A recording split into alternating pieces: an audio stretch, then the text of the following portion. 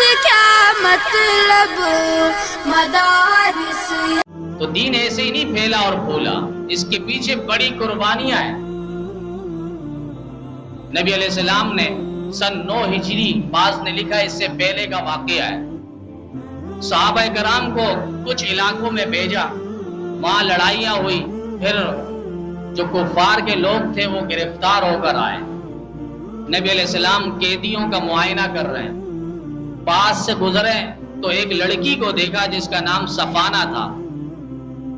اس لڑکی نے نبی علیہ السلام سے فریاد کی اور کہا ہلک الوالد وغاب الوافد، میرا والد مارا جا چکا ہے اور میرا راکھی جو ہے، میرا رکھوالی کرنے والا میرا بھائی، وہ میدان سے بھاگ چکا ہے، آپ مجھ پر احسان فرمائیے.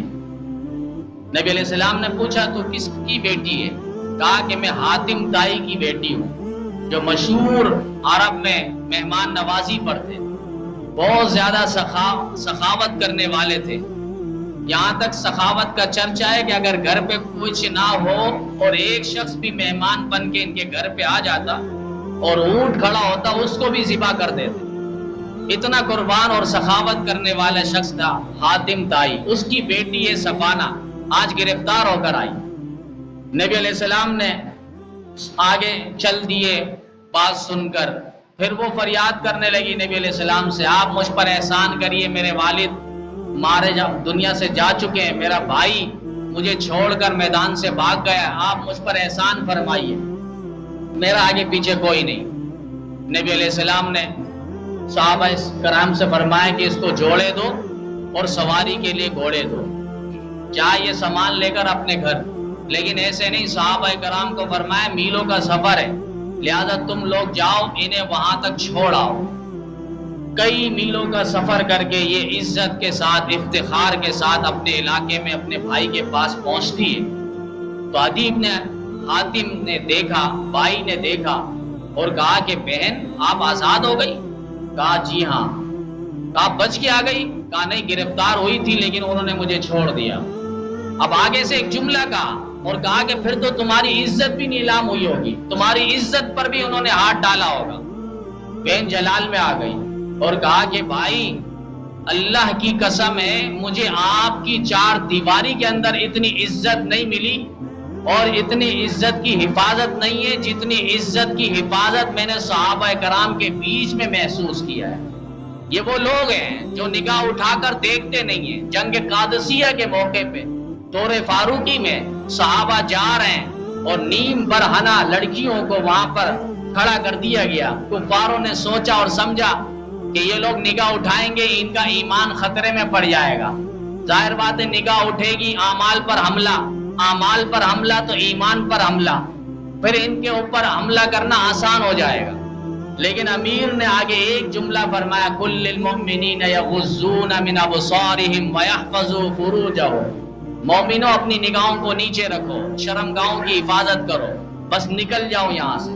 کتابوں میں لکھا ہے صحابہ اس طرح گزر رہے تھے جیسے ان کے سروں پر پرندے سوار ہو، ایک نے بھی نگاہ اٹھا کر ان کی طرف نہیں دیکھا، جس کی برکت سے وہ سارے دوشیزہ اور نیم برہنہ عورتیں صحابہ کی ان اداؤں کو دیکھ کر کلمہ پڑھ کر مشرف با اسلام ہو گئی.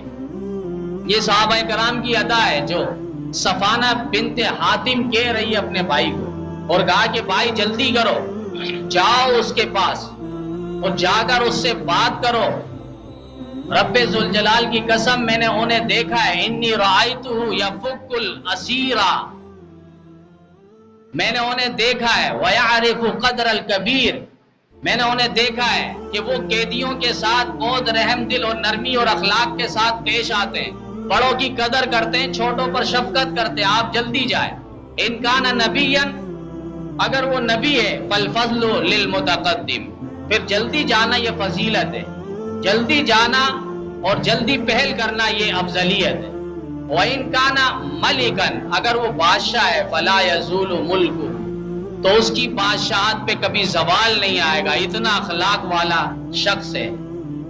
بھائی نے کہا ٹھیک ہے، سامان باندھا اور کئی میلوں کا سفر کرتے ہوئے مدینہ طیبہ میں مسجد نبی میں پہنچا.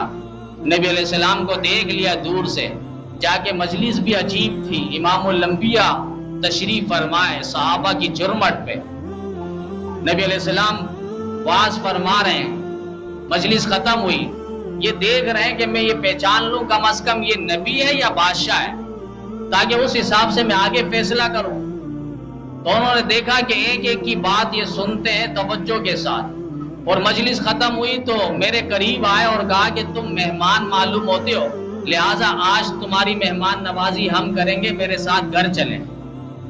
ادیب نے ابھی حاتم کہتے ہیں کہ اس کے بعد نبی علیہ السلام نے میرا ہاتھ پکڑا اور مجھے لے چلا۔ راستے میں چلتے ہوئے ایک عورت آئی، انہوں نے کچھ پوچھا نبی علیہ السلام سے، نبی علیہ السلام نے پوری توجہ کے ساتھ ان کو جواب دیا۔ پھر ایک اور شخص آیا، چھوٹا ہو بڑا ہو، نبی علیہ السلام ہر ایک کی بات سنتے اور اسے پوری توجہ کے ساتھ جواب دیتے۔ یہ دل ہی دل میں کہنے لگا کہ نہیں، یہ بادشاہ نہیں ہو سکتا، بادشاہ تو کہیں رکتا ہی نہیں، بادشاہ تو اپنے راستے میں کوئی رکاوٹ برداشت ہی نہیں کرتا کہ یہاں سے میں گزروں گا، یہاں کوئی ریڑی والا نظر آئے، کوئی ٹھیلا والا نظر آئے، ہمیں یہ برداشت نہیں ہے۔ پورے ٹھیلے ہٹا دیے گئے، پھاٹک پورا خالی کروا دیا گیا، کیوں؟ بادشاہ لوگ گزر رہے ہیں۔ غریب لوگوں کو کسی طرح غربت کے اندر، افلاس کے اندر اور تنگی کے اندر ان کو مار دو، یہ تو بادشاہوں کی عادت ہے۔ وہ گزرتے ہیں تو راستے بلاک کر دیتے ہیں، راستے ایک پتا اور پتھر وہ برداشت نہیں کرتے۔ تو لگا یہ واقعی نبی برحق ہے، جن کی عادت شریف ہے کہ چھوٹے سے بھی بڑے سے بھی اپنے پرائے ہر ایک سے توجہ کے ساتھ بات کر رہے ہیں۔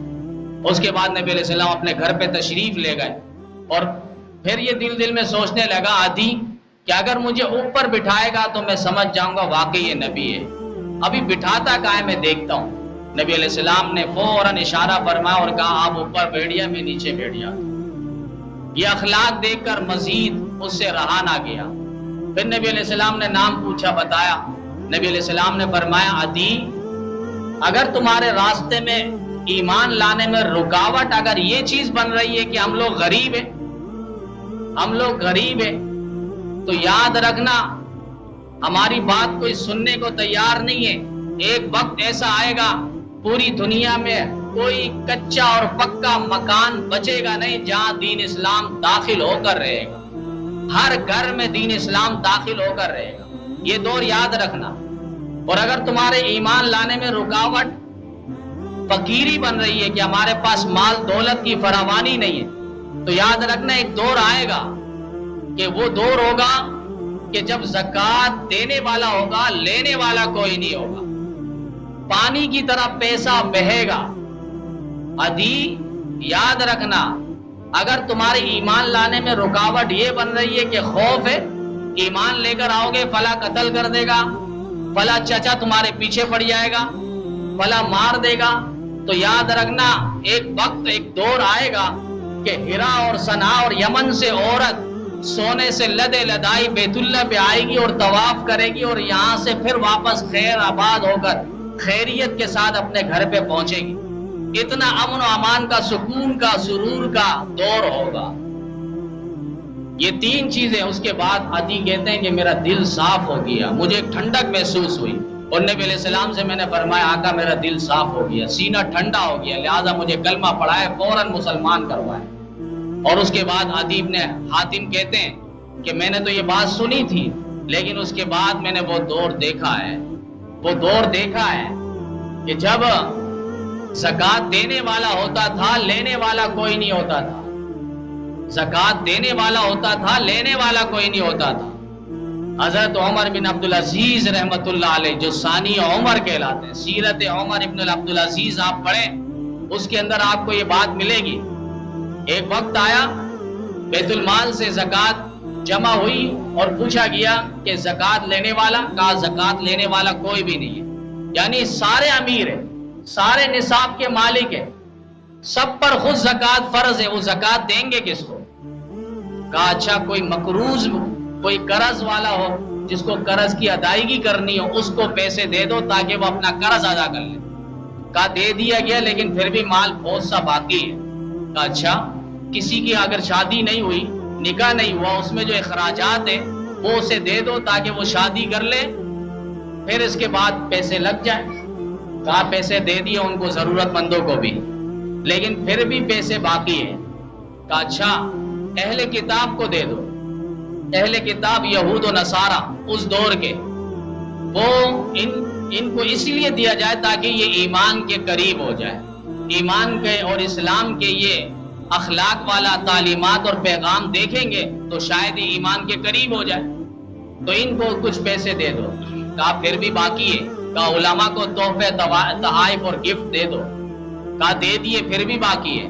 پھر عمر بن عبدالعزیز رحمۃ اللہ علیہ نے فرمایا میری سلطنت جہاں جہاں تک ہے ان تمام پہاڑوں کے دامنوں میں خوراک بنا کر تیار کر کے رکھ دو تاکہ کوئی چرنے والا جانور حیوان باقی نہ رہے، کوئی اڑنے والا پرندہ باقی نہ رہے، ہر ایک تک یہ غذا اور کھانا پہنچے.